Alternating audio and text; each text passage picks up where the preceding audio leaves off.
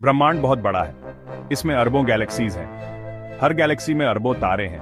हमारे सूरज की तरह इनमें से कई तारों के अपने ग्रह हैं। कुछ वैज्ञानिक मानते हैं कि इनमें से कुछ ग्रहों पर जीवन हो सकता है। उनका कहना है कि पृथ्वी पर जीवन तो आया तो कहीं और भी आ सकता है। ब्रह्मांड बहुत पुराना है, बहुत ही पुराना। दूसरे ग्रहों पर जीवन को विकसित होने के लिए बहुत समय मिला है, लेकिन हमें अभी तक एलियन लाइफ का कोई सबूत नहीं मिला है। इससे एक बड़ा सवाल उठता है, क्या हम अकेले हैं? एनरिको फर्मी एक फिजिसिस्ट थे। उन्होंने एक आसान सा सवाल पूछा, सब कहाँ हैं? वो एलियंस की बात कर रहे थे। अगर ब्रह्मांड इतना बड़ा और पुराना है तो हमने अभी तक कोई एलियन क्यों नहीं देखा? इसे फर्मी पैराडॉक्स कहते हैं। इसके कई जवाब हो सकते हैं। हो सकता है अंतरिक्ष यात्रा बहुत मुश्किल हो, या हो सकता है बुद्धिमान जीवन बहुत दुर्लभ हो। एक और संभावना यह है कि एलियन सभ्यताएं खुद को नष्ट कर देती हैं। वो ऐसा हमसे संपर्क करने से पहले ही कर सकते हैं। फर्मी पैराडॉक्स एक पहेली है। यह हमें ब्रह्मांड में हमारी जगह के बारे में सोचने पर मजबूर करता है। फर्मी पैराडॉक्स के बावजूद वैज्ञानिक एलियन जीवन की खोज जारी रखे हुए हैं। इस खोज को सीटी कहते हैं, search for extraterrestrial intelligence. SET के वैज्ञानिक बड़े टेलीस्कोप का इस्तेमाल रेडियो सिग्नल सुनने के लिए करते हैं। ये सिग्नल एलियन सभ्यताओं से हो सकते हैं। वो तकनीक के दूसरे निशान भी ढूंढते हैं। ये निशान बड़ी संरचनाएं या किसी ग्रह के वातावरण में बदलाव हो सकते हैं। एलियन जीवन की खोज मुश्किल है, लेकिन यह जरूरी है। एलियन जीवन मिलना ब्रह्मांड के बारे में हमारे नजरिए को हमेशा के लिए बदल देगा। इतने सालों में कुछ दिलचस्प संकेत मिले हैं। कुछ रेडियो सिग्नल ने उत्साह जगाया है। एक मशहूर उदाहरण है वाह सिग्नल।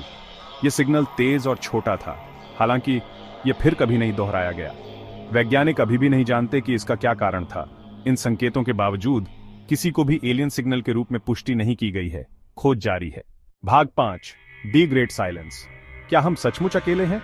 अभी तक ब्रह्मांड शांत है। हमें एलियन जीवन का कोई पक्का सबूत नहीं मिला है। यह हमें एक गंभीर संभावना की ओर ले जाता है, शायद हम अकेले हैं। यह विचार विनम्र और भयावह दोनों हो सकता है। अगर हम अकेले हैं तो इसका मतलब है कि पृथ्वी पर जीवन और भी कीमती है। इसे बचाना हमारी जिम्मेदारी है। भाग 6, वैकल्पिक संभावनाएं, हमारी समझ से परे। शायद हम एलियन से इसलिए नहीं मिले हैं क्योंकि वो हमारी समझ से बाहर हैं। हमसे लाखों साल आगे की सभ्यताओं की कल्पना करो। उनकी तकनीक जादू से अलग नहीं हो सकती। उनके संचार के तरीके हमारी समझ से परे हो सकते हैं। हम उन्हें बुद्धिमान प्राणी के रूप में पहचान भी नहीं पाएंगे। खोजने के हमारे वर्तमान तरीके पूरी तरह से गलत हो सकते हैं। हमें इस संभावना के लिए तैयार रहना चाहिए कि ब्रह्मांड हमारी कल्पना से भी ज्यादा अजीब है। भाग 7, संपर्क के निहितार्थ, आशा या भय। एलियन जीवन का सवाल सिर्फ वैज्ञानिक नहीं है, यह दार्शनिक भी है। मानवता के लिए दूसरी बुद्धिमान प्रजाति का मिलना क्या होगा? कुछ लोगों का मानना है कि यह एक सकारात्मक घटना होगी। इससे नए ज्ञान और तकनीक मिल सकती है। यह मानवता को एक समान उद्देश्य में भी एकजुट कर सकता है। दूसरों को इसके परिणामों का डर है। वे संघर्ष या शोषण के बारे में चिंतित हैं। विज्ञान कथाएं एलियन आक्रमणों की कहानियों से भरी हैं। सच्चाई यह है कि हम नहीं जानते कि क्या उम्मीद करें। एलियन से संपर्क अद्भुत या भयानक हो सकता है, या शायद बीच में कुछ। भाग 8, निरंतर अन्वेषण का महत्व। अनजान होने के बावजूद हमें खोज जारी रखनी चाहिए।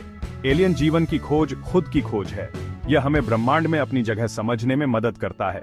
यह हमें बड़े सवालों का सामना करने के लिए मजबूर करता है। हमें कभी निश्चित जवाब नहीं मिल सकते, लेकिन यात्रा ही महत्वपूर्ण है। भाग 9, एक अंतिम विचार। ब्रह्मांड अपने रहस्य छुपा के रखता है। ब्रह्मांड एक विशाल और रहस्यमय जगह है। इसमें कई रहस्य हैं। एलियन जीवन का सवाल सबसे बड़ा है। यह एक ऐसा सवाल है जिसने सदियों से मानवता को मोहित किया है।